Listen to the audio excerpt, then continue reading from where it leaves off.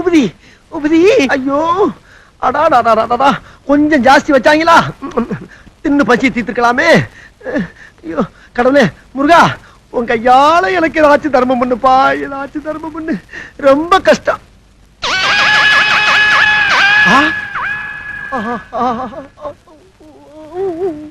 உன் கருணையே கருணப்பா.